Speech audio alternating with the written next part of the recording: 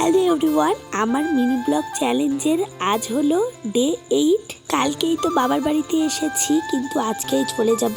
আর আজকে যাব তাই বাবারা সকাল সকালই খাসির মাংস এনেছে।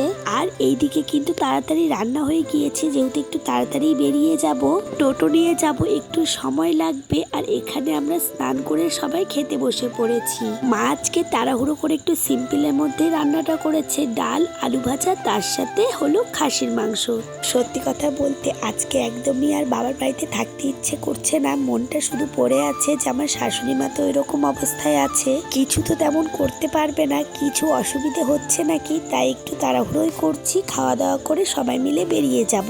আর আজকে আমাদের সাথে যাবে আমার ঠাম্মা, যেহেতু আমরা টোটো এনেছি। ঠাম্মার না বাসে যেতে একটু অসুবিধে হয়, আর টোটো আছে, তাই ঠাম্মা বলল তোদের সাথেই যেতে পারবো, তাই ঠাম্মাকেও সঙ্গে নিয়েছি। যেহেতু পিসি আছে, আমাদের কোনো অসুবিধা হবে না। এইদিকে সবাই রেডি হয়ে নিয়েছি, এখন বেরিয়ে পড়বো। ঠাম্মার যেহেতু বয়স হয়ে গিয়েছে, ঠাম্মা না শাড়ি তেমন পরতে পারে না, তাই যেখানেই যাক একটু নাইটি পরেই যাওয়ার চেষ্টা করে। চলো বন্ধুরা, এইদিকে আমরা তো বেরিয়ে পড়েছি। আর এখানে আমার জেঠিমারা এসেছে আমাদেরকে একটু এগিয়ে দিতে।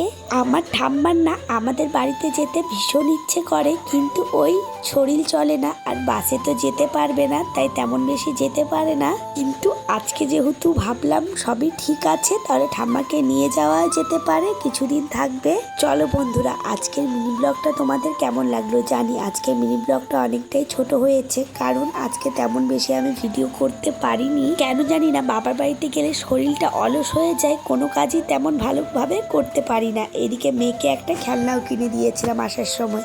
আজকে তাহলে আসি, পরে ভিডিওতে দেখা হবে।